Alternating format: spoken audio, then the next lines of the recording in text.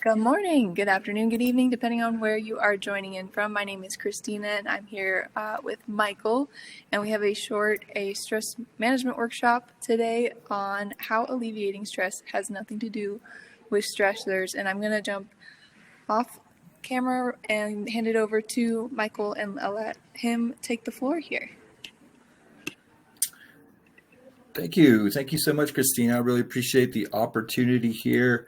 I'm having a little bit of a connectivity issue with my camera, so I'm going to try and just stay off camera with you guys, but I did want to introduce myself.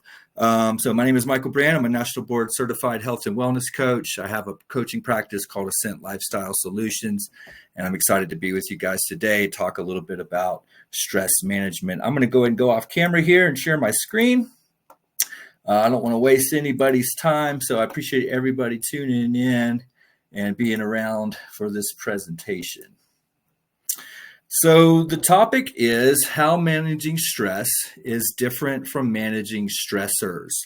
And I put this presentation together as part of a little series of trainings that I did called Why We Don't Stress About Stress Management. So this is a little bit of a shortened version of some of those presentations, but I think we got some good content for you guys today. So again, just want to introduce myself. My name is Michael Brand, National Board Certified Health and Wellness Coach, National Academy of Sports Medicine, stretching and flexibility coach. I have a somatic stretching program that I operate with people, and then a positivity and relaxation trainer as well. So I work with individuals on how to manage stress, manage emotional resiliency, and things like that.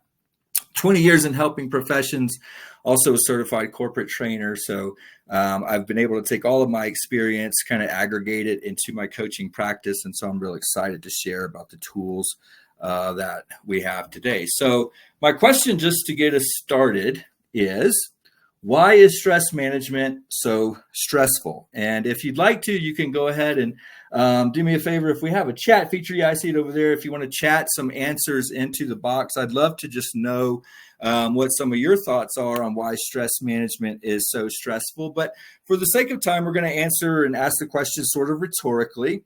And here's my answer. Perhaps we are using the same tools to fight the stressor as we do to manage our experience of stress. And so there's two things really that I want to communicate with everyone in this presentation. And one is that what causes us stress is we have a different toolbox to manage what causes us stress as we do our experience of stress. And so often we like to lump those two things together, and that's why stress management becomes so difficult. So this is the premise that we're operating with today. Perhaps we're using the same tools to fight the stressor as we do to manage our experience of stress. So a useful definition of stress.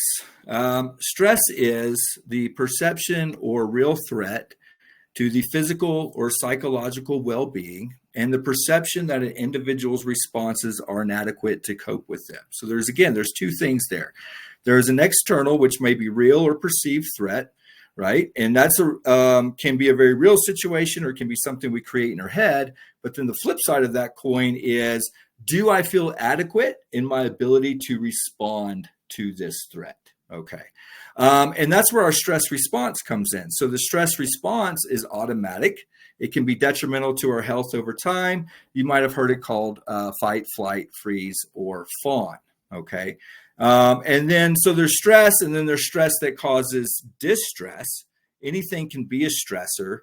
Recognizing this allows to differentiate between good stress, which is performance stress, and also distress, which is dysfunctional. Okay, so let me give an analogy to kind of illustrate how all of this works. I'm a baseball fan. I apologize if a sports analogy doesn't land with you so well, but I love baseball. And so the analogy I'm going to give is, if I were to put the average person in a batting cage with a major league pitcher, and that pitcher was going to start throwing pitches at that person, the stress response would really kick in that moment. Right? So the stress is responding to the pitcher, and the response is fight, flight, freeze, or fawn. If you have a 100-mile fastball coming at you and you're not used to that experience, you're either going to fight it off by trying to protect yourself. You're going to flight out of there by bailing out of the batter's box. You might even freeze and just hope it doesn't hit you, but you're having a stress response in that moment. And unfortunately, that stress response for you is causing a great amount of distress because you don't have a way that you can perceive to be able to deal with that stressor. So, but if I put a professional baseball player against a professional pitcher, their stress experience becomes performative. It is no longer dysfunctional because they have the tools and ability to manage that situation. They have the tools and ability to manage the emotional and physiological experience of that situation. And so this is where I'm trying to illustrate how stress, our experience of it is different than the stressor. Okay, that baseball, that pitcher is not going to hit you with that baseball, but your experience of that may feel like he's going to hit you. So now the question becomes, how do we manage stress actually when it comes to the big things in our life? So stress management is the ability to adapt to stress, which is increasing our capacity for resiliency in the face of real or perceived threats to our real well-being. We might even call it an increased coping capacity. Resiliency is a word that I want to kind of focus on and try to suggest that we're going to use resiliency in place of a term for stress management. So notice that stress management is also not the total elimination of stress. We need stress for performance. Also, there are good things in our life that cause stress. Getting married, having a baby, getting a promotion, taking a vacation. All these things are very good for us, but they also cause stress, but it can be a good stress or it could be a bad stress. So stress is necessary for providing proper psychological and physical motivation. If your approach to stress management is the total elimination of stress, that's a very stressful way of trying to manage your stress. And that brings me to the next point, which is stress management really should be nothing to stress about. And what I mean by that is we can't use the same tools to manage our experience of stress as we do the thing that's actually stressing us out. So changing your perspective on stress management is fundamental to understanding how to manage stress. So if we never attach the word management to stress, perhaps it would be easier because management kind of gives this work connotation, and really managing stress is the opposite of work. It's really about learning how to properly relax. So when we're managing stress, it's very different for a lot of people. So I want to give a little example here. The real problem may be our experience of stress is often much more affected by our feelings of the inability to cope than they are the things that are actually causing the stress. Again, going back to the batter's box analogy, you may feel like and experience the fact that this pitcher is about to throw a ball at you at 100 miles per hour and it is going to harm you if it hits you. In actuality, the pitcher is very professional and very good at what he does, and he can throw that ball right at you and not hit you, but the experience of it is now more detrimental to you than the actual thing causing you the stress, which is the baseball being hurled towards you. So our stress response isn't so much inadequate to our stressors, but if we use our stress response to try to manage our perception of stress, that's when the challenge becomes a problem. Okay, so let's think about it this way. Let's do a thought exercise. Okay, what is the difference between encountering a bear in the woods and encountering a bear at the zoo? The bear is the same in either case, right? He's still big. He's still got giant claws, big scary teeth. He's strong, powerful, and would be very hard to fight off. However, when we see that bear in the zoo, for some reason, it becomes a different experience for us. Okay, so think about this. What is your reaction? What reaction would you have to encountering a bear in the woods. I live in Colorado. I'm in the mountains, and this is a very real possibility for me every time I go on a hike. So what would be the physiological, the emotional, even spiritual reactions that we might have in our mind and body if we were encountering a bear in the woods? Well, physiologically, I might be getting a little bit activated in my adrenaline, right? My blood pressure might go up. I might start sweating a little bit. My breath is going to shorten because my body is preparing me for either fighting off this bear or to run from the bear as fast as I can. In my emotional body, I might be experiencing fear, maybe a little bit of panic, maybe even some anger or fright, something like that. In my spiritual body, I might be feeling some existential dread. This is going to perhaps kill me, right? I'll no longer be around after this, and so there's a lot of different reactions we can have to encountering a bear in the woods. However, what's the difference if we encounter that bear in the zoo, right? Our physiological reactions wouldn't be as strong. We might have a heightened sense of reaction, but we're not necessarily excited to flee from the bear, but we might be excited to go towards the bear. And see the bear more up close. Our emotional response might be one of appreciation or one of connection in a spiritual sense, right? Connecting with nature, connecting with a different type of animal. So again, the stressor is still the bear. It's how we experience the stressor that really matters. And when it comes to managing stress, it's much more about managing the experience of that stress, okay? So again, here's where it boils down. It's normal versus maladaptive stress responses, okay? We need our stress responses in the form that they are. It's a great thing for your body to possess. Normal activation of the stress response is protective in a short-term normal response. If you wake up to a fire alarm, that's going to cause a stress response that's going to immediately propel you to action. So we need stress in times of real danger, in times of where we really need to protect ourselves and be called to action very quickly. So a stress response is a good thing. So that's why I say if you try to eliminate stress, you're actually working backwards in your ability to manage stress. So we all have a stress capacity, and that's your body systems have a remarkable capacity for managing stressful situations for short-term periods of time. Operating within this capacity is a key for managing a normal stress response. All right. Research suggests and shows that there is a relationship between performance and stress.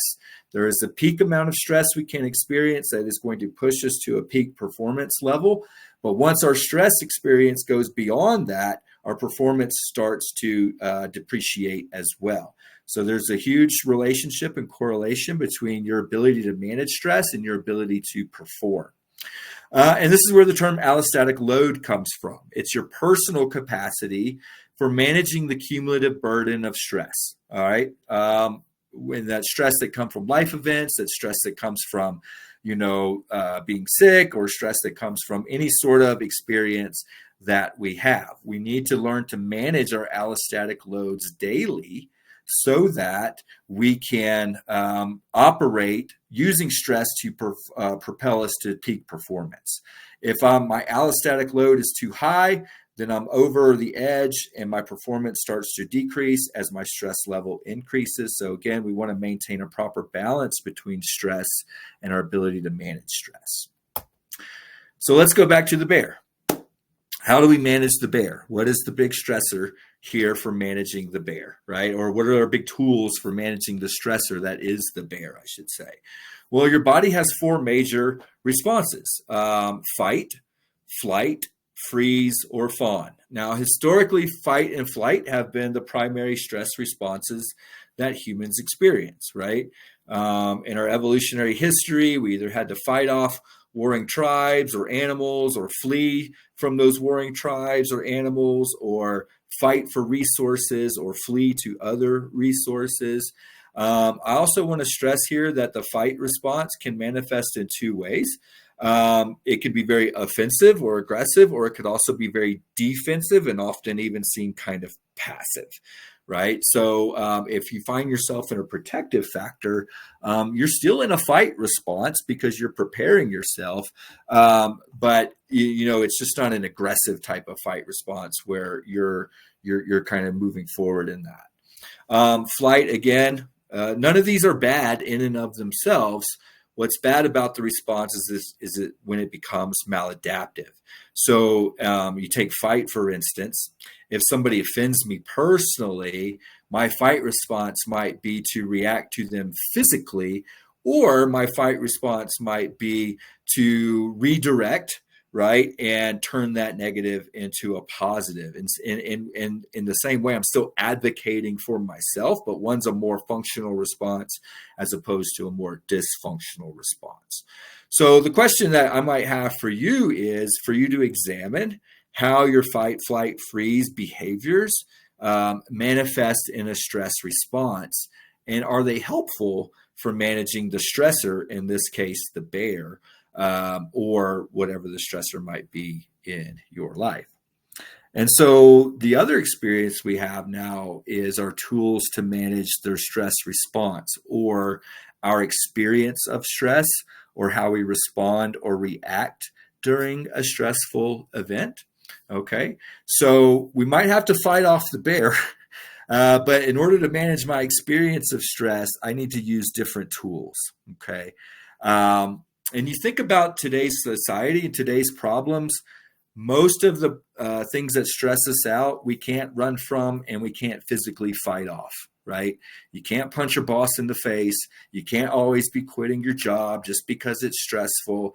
And so again, in the 21st century living, it becomes much more about managing our stress response than it becomes managing the actual stressor.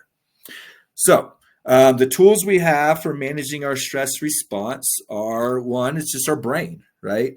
When we can step outside of our emotional brain into the cognitive processing part of our brain, we can use problem-solving skills, we can engage executive functioning, we can restore that sense of control over the issue. And there's tools that we can teach you as coaches to activate all of these in that stress response to lower your allostatic load, lower your experience of stress so you can better respond to the stressor. Other tools, breathing and physiological relaxation. These are physiological tools that your body has to manage the response of stress, or get you out of a stress response to lower your allostatic load so you can continue to manage stress better throughout the day. Mindfulness techniques and meditation techniques are great for managing stress. If you've never explored these in a stress management capacity or a resiliency capacity, that's one area where coaching can really be effective, is helping people, develop these types of tools. And then let's just be honest too, we really forget sometimes how much we store stress and emotion within our actual physical bodies. There's a great book out there called The Body Keeps the Score, talks about this as well.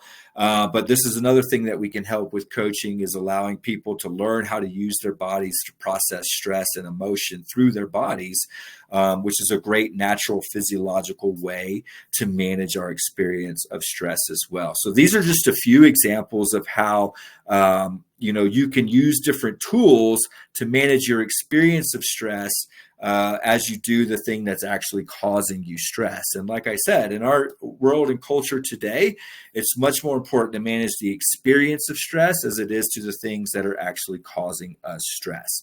So thank you for your time today. Again, my name is Michael Brand. I'm a National Board Certified Health and Wellness Coach. I coach stress management and resiliency. It's one of my favorite things to coach. I love working with the groups and organizations around this topic. So if you want to connect with me, you can schedule a consultation. You can shoot me an email, or even, give me a phone call or a text message. I'm available all of those sorts of ways. But thanks, everybody, for your time today. And hopefully we'll get an opportunity to connect around this topic more. And I appreciate Christina and her efforts here to bring us all together. So thanks, everybody. Have a great day. Be well.